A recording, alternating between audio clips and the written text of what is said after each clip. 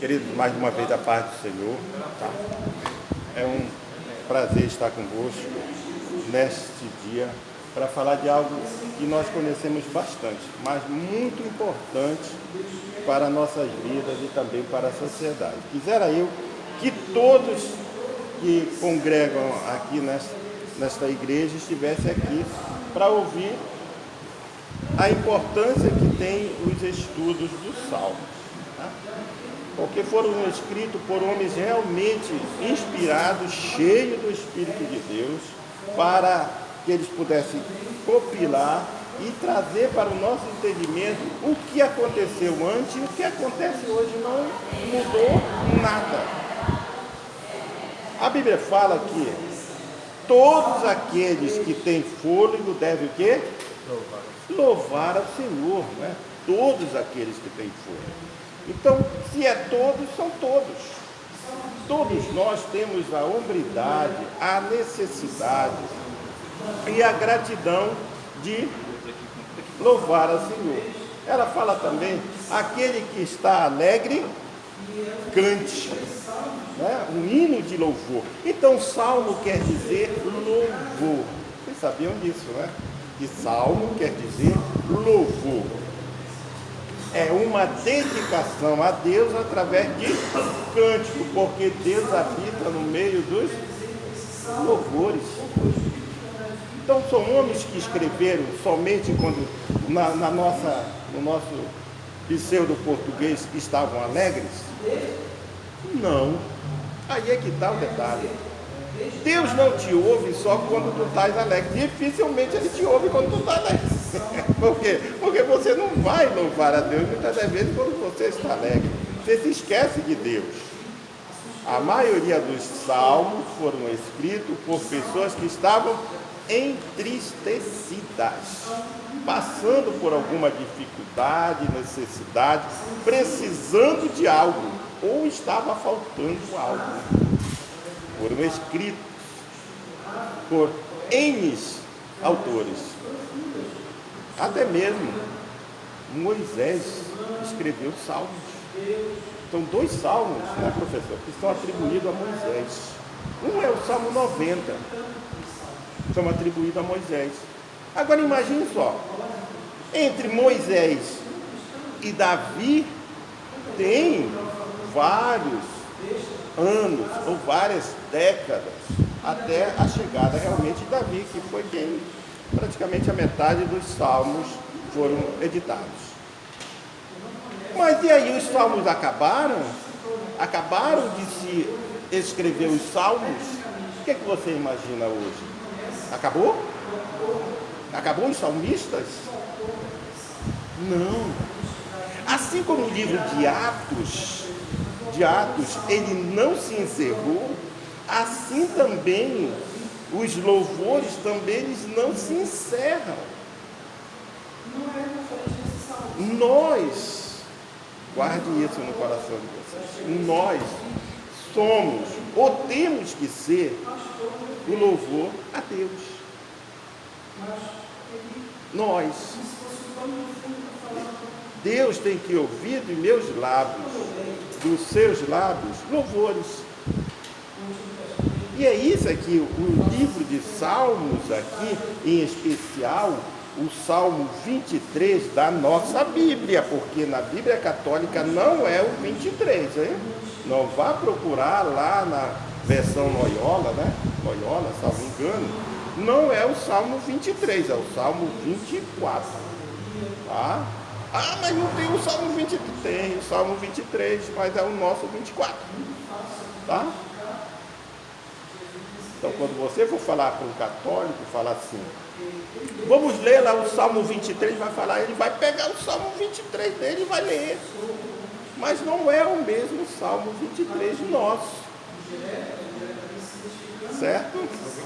É o 24. Então, quando você for recitar o Salmo 23 nosso, recite o Salmo 24 dele, tá? Por que essa mudança?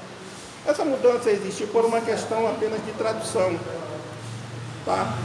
Porque antes a Bíblia ela não era dividida em capítulo, versículo, essas coisas todas. Ela era só uma coisa, ela não tinha divisão. A divisão vieram para o nosso entendimento, nós ocidentais, tá?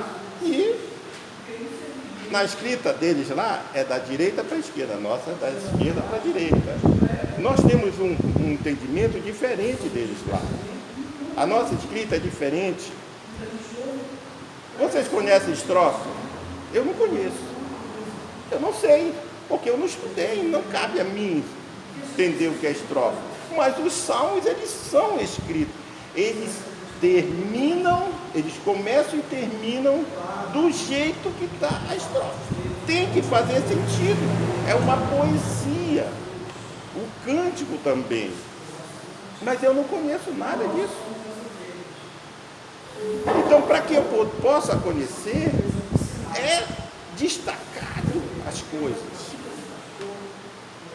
Tá? Mas nesse conhecimento aí de palavra, de escrita, de tradução, porque nós, qualquer povo, com exceção dos hebreus, nós temos interpretações, nós não temos traduções. É errado, equivocado falar que nós temos tradução. Tá? Estamos aqui numa escola onde a tradução não funciona. Nós temos interpretações de homens inspirados por Deus que trouxe a nós, no nosso português, algo semelhante àquilo que acontecia lá. Mas, professor, muda a essência? Não. Tá? A essência não muda. O mesmo amor que era lá tem que ser aqui. Ok? Mas muda a palavra, muda. A palavra muda. Olha só, vocês querem ter uma ideia de como muda? A palavra amar lá é alma. É alma nossa, é sentimento nosso, mas nós falamos amar. Nós não o associamos à palavra alma. Entendeu? Toda alma que pecar, essa morrerá. Ou seja, morre aquele que não ama. Para os judeus é assim. Eu não amei, logo eu estou morto. Nós não temos esse entendimento aqui. Por quê? Porque nós não temos a tradução correta. Igualmente aqui na tradução dos Salmos 23, nosso, que vai falar assim: o Senhor é o meu pastor, nada me faltará. Está correto isso? Hein? O que você entende nesse versículo primeiro aí? O Senhor é o meu pastor e nada me faltará. É correto? Está correto? É tradução? É interpretação? O que você acha? Vamos falar de tradução. Segundo os originais, não está correto. Vocês já ouviram isso, né? Acharam até heresia, eu acho, por aí. Olha, está errado isso. Mas por que está errado? Me ensinaram para você o porquê e eu vou falar isso aqui. Talvez o nosso professor discorde disso.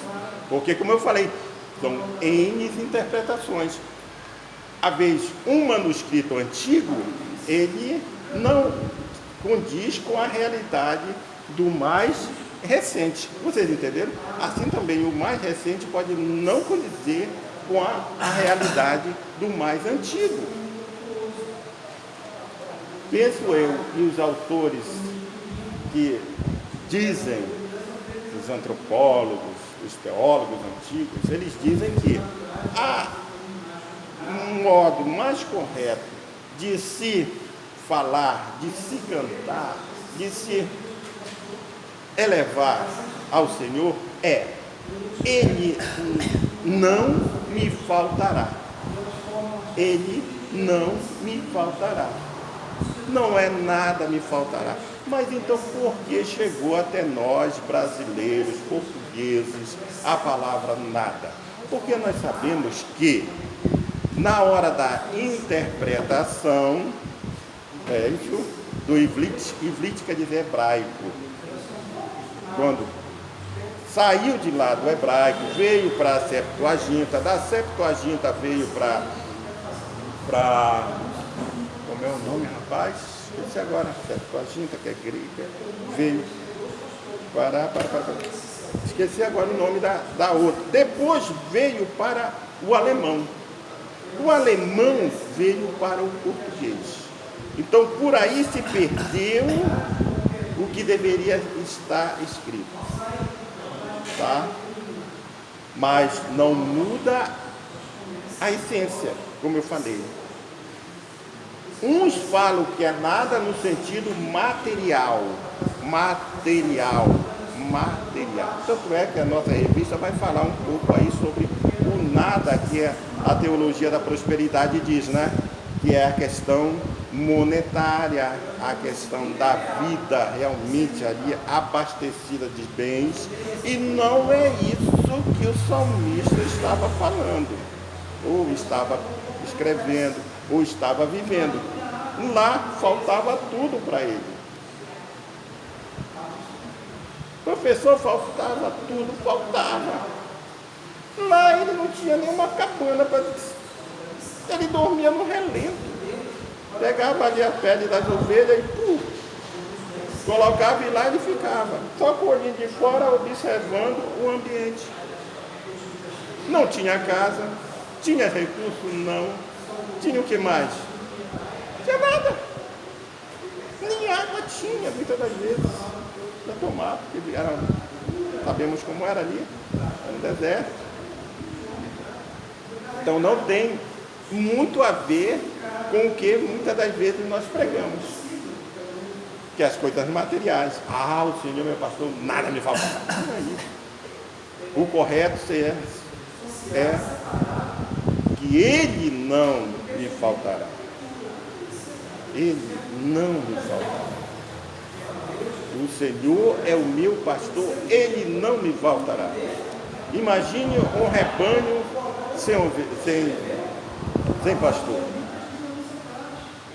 Cada um vai para o lado que quer, porque não tem um direcionamento. Assim é o homem também. Se eu não sou ovelha do rebanho de Cristo, eu vou para onde eu quero, faço o que eu quero, como eu quero, realizo aquilo que está no meu coração, na minha mente, eu imagino aquilo que... Mas quando eu tenho um pastor e ele me guia, ele é o meu pastor e ele não me faltará, aí as coisas começam a mudar na minha vida. E era isso que ele estava se referindo, dizendo assim: olha, eu tenho um pastor. Mas espera aí, mas Davi não era o pastor? Ele estava se referindo a ele? Não. É como o eunuco falou ali para Filipe: de quem que o profeta está falando? É dele? Do outro? De quem que ele está falando? Aí foi quando Filipe apresentou quem? É Jesus, né? Deu aquele sermão todo e apresentou quem? Jesus. Por quê? Porque Jesus, não salvo engano, João 10, ele vai falar que ele é um bom pastor. Então tem mau pastor? E como tem? No nosso dia nem tem isso. Tem, professor? Mau pastor? Não tem, não. Não tem. Nos nossos dias não tem. Mas Jesus disse que ele é um bom pastor. Por que ele falou isso? Porque, olha só, a distinção entre um pastor e o mau pastor, vamos dizer, para não falar mercenário, né? Que é muito feio essa palavra mercenário dentro da igreja, assim, é feio. Mercenário, é feio. Vamos falar o mau pastor. O bom pastor, ele vai à frente das ovelhas. As ovelhas o vê e o seguem. O mau pastor, não. O mercenário, ele vai o quê? Atrás, empurrando as ovelhas. Vai. É isso? Essa é a distinção básica entre o bom pastor e aquele que não é bom pastor. Mas Davi fala: ele, ou nada me faltará. Você quer riqueza? Você quer bênção? Isso, aquilo, aquilo outro? Ou você quer Jesus? Olha só, o jovem rico, a Bíblia fala que era o jovem rico. Ele preferiu quem? Jesus ou a riqueza? Hein? Riqueza, não é? Aparentemente, é melhor eu dizer nada me faltará do que ele não me faltará. Não é melhor? O que te parece melhor? Eu dizer, levanta e anda, ou teus pecados estão perdoados? É mais certo. Hein? Levante e anda, né? É lógico. Todo mundo quer a bênção. Todo mundo quer bênção. Mas a Bíblia fala que Deus colocou bênção e maldição. Mas ele deu um conselho, escolhe a bênção. O que é que o povo está escolhendo hoje? Maldição. Por quê? O amor ao dinheiro é a raiz de todos os males. Eu tenho que amar quem? O dinheiro ou Deus? Mas é muito difícil amar Deus. Eu falo o seguinte, É o sempre eu digo uma coisa, aceitar o Senhor é fácil, seguir a Deus é difícil. Sim, sim, muito difícil. Eu amo mais a quem? Porque aonde estiver o teu coração, o meu coração está o quê? Meu tesouro. Certo? Aonde está o meu coração, está também o meu tesouro, porque do coração procede todas as coisas. Entendeu como é a coisa assim? Então Davi estava se referindo ao tesouro dele. Quem era o tesouro dele? Deus. O meu tesouro, o teu tesouro, o tesouro da igreja é Deus, é o Senhor. Tá? Porque se o meu tesouro, o teu tesouro for riqueza, né? Que o ferrugem, né? Consome, né? Corrói, né? O que é que fala antes do ferrugem? É o que? É riqueza? Traça, né? Que a traça ela corrói papel, não é ferro. Pois é, o dinheiro nosso é papel. Ela corrói papel. Certo? Isso é traça. Mas se o meu tesouro for Deus, nada o impede de me ajudar. É por isso que ele fala sobre o socorro de Deus. Ele não vai me faltar. Não é nada no sentido de que nós hoje conhecemos. Não, eu vou para a Universal porque lá é bom. Mas ele vai para a Universal. Ele vem para a Assembleia. Ele não vem para louvar o Senhor. Não vem. E é isso que nós temos que ter em mente, que quando eu me aproximar de Deus, eu tenho que ter algo para Ele. O que é que eu tenho que ter para Ele? Louvor, adoração. E isso Davi tinha muito. Eu estava cheio daquilo.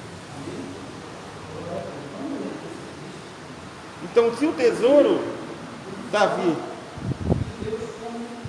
era grande. Olha só, como a coisa é séria. Quando foi para construir o templo de Davi, o templo de Davi, o templo do Senhor, ele foi, Deus mostrou, vai lá, ele viu, Deus falou, esse aqui. Aí ele chamou o dono, vem cá, meu filho, eu quero construir aqui o templo do Senhor. O camarada falou o quê?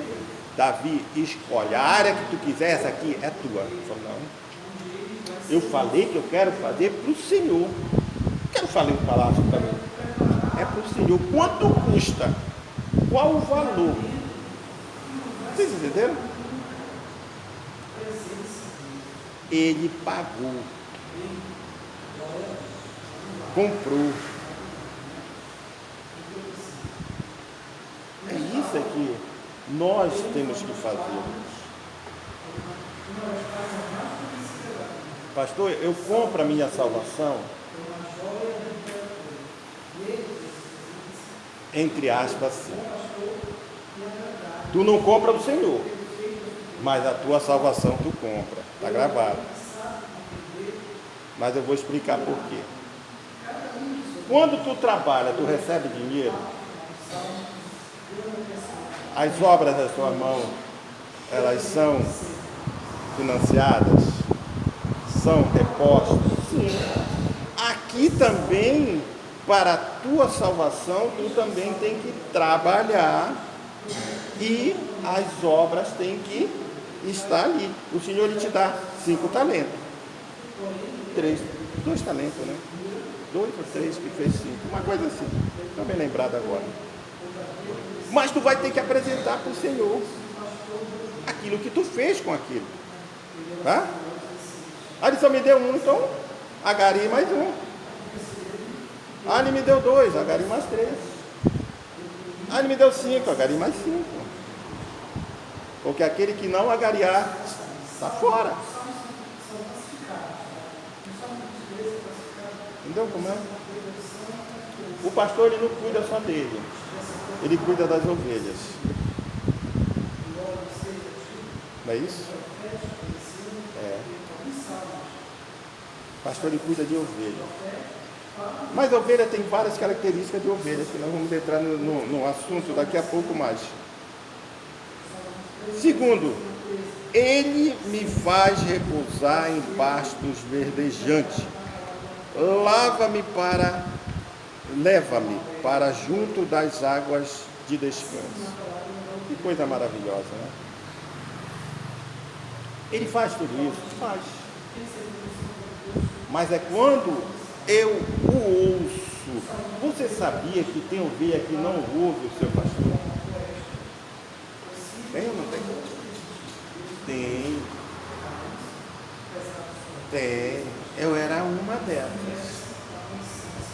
O Senhor falava comigo, eu não nada. Para eu ser pastor hoje, foi 10 anos de peia.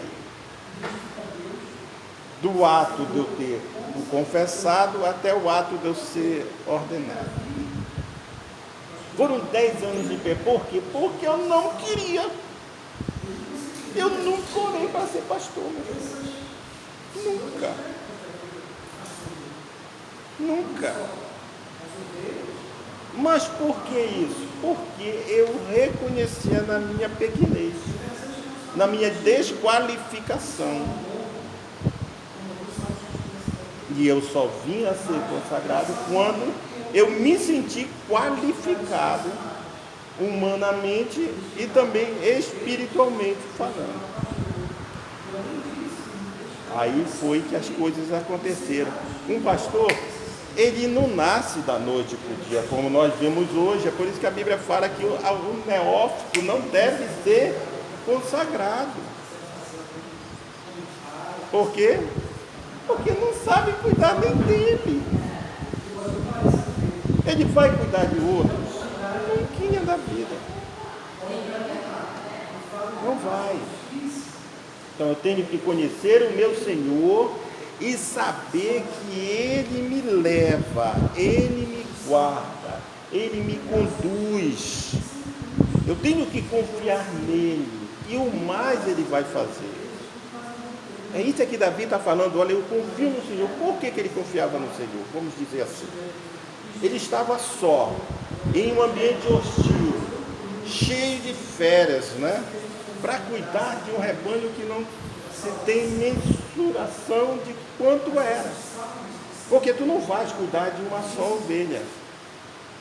Não tem pastor de uma só ovelha.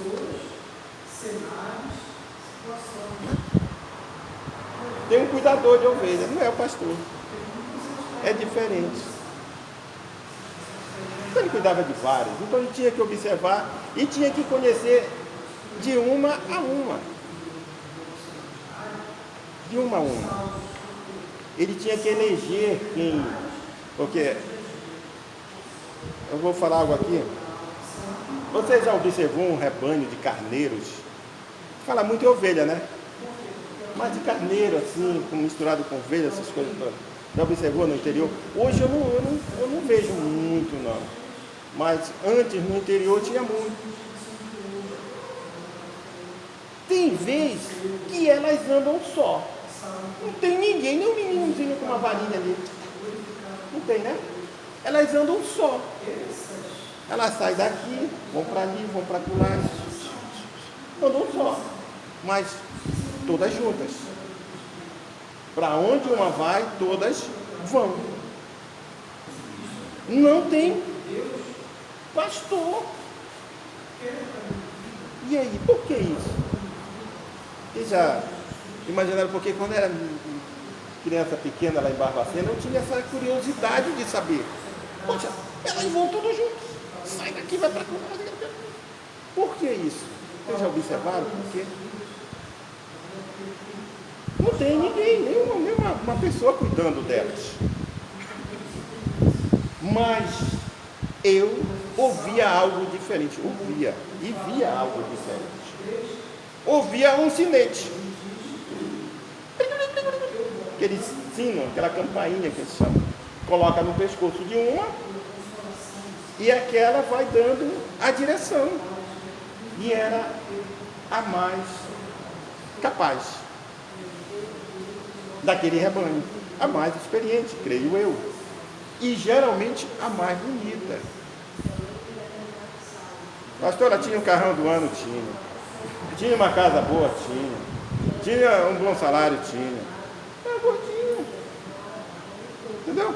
Fofinha, inteligente, sabia falar, conduzir, educar. E o pastor colocava ali aquele sinete, e era o chocalho. E para onde ela ia, as outras já eram condicionadas a ir. Acabava o pasto, aquela já sabia, opa, acabou o pasto, eu vou para outro lugar. E ela já sabia onde estava aqueles pastos verdejantes. Opa, eu estou com sede, ela já sabia aonde que ia levar as águas mansas, as águas tranquilas. Sabia aonde as águas estavam ali fresquinhas. Ela já sabia de tudo isso. Mas ela veio do rebanho, ela foi criada, foi educada.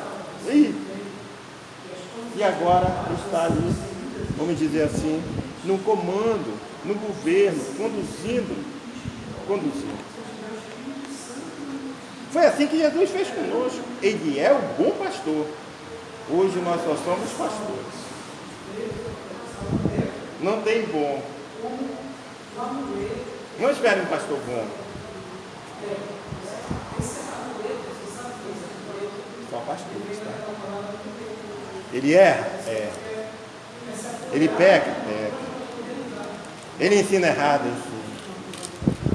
Por quê? Porque ele não é verdade.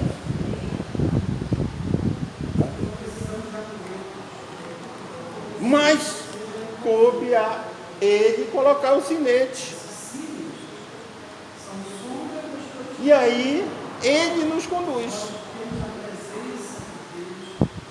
Nos conduz. É isso que Davi está falando aqui. Ele se considerava um pastor, Davi? Sim. Mas era o bom pastor? No sentido de Senhor? Não. Mas o bom pastor falou assim, escuta, vocês, ele estava falando para pastores, tá? Vocês farão obras maiores do que estas. Entendeu? Hoje a igreja, ela faz obras maiores do que aquelas realizadas por Cristo Jesus aqui na terra. Pastor, isso é uma blasfêmia. Não. Jesus era limitado ali, aquela região. Hoje a igreja é ilimitada. Pastor, é empresa ilimitada? Não. É empresa no sentido de limitação, que não tem mais limite.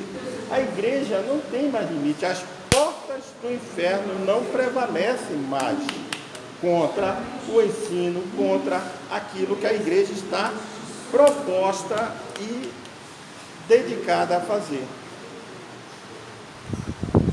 É por isso, penso eu, que não há mais limitação. A igreja não é a minha, você. Nós fazemos parte desta igreja. Aonde eu não posso estar, vocês vão executar aquilo que eu não posso.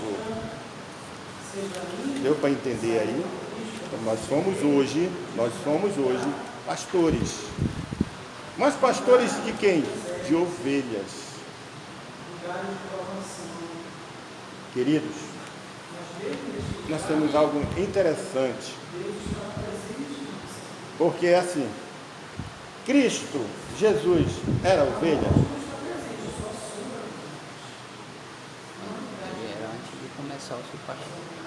Hein? Trabalho. Ovelha. Hein?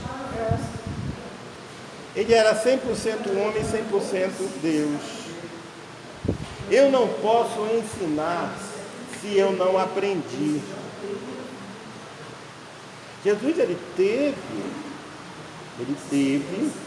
um estágio, um tempo de aprendizagem. Pastor, eu não acredito nisso, ele já nasceu completo. Não. A Bíblia fala lá em Lucas que ele crescia em estatura e em conhecimento. Eu ainda não li isso, pastor. Mas leia.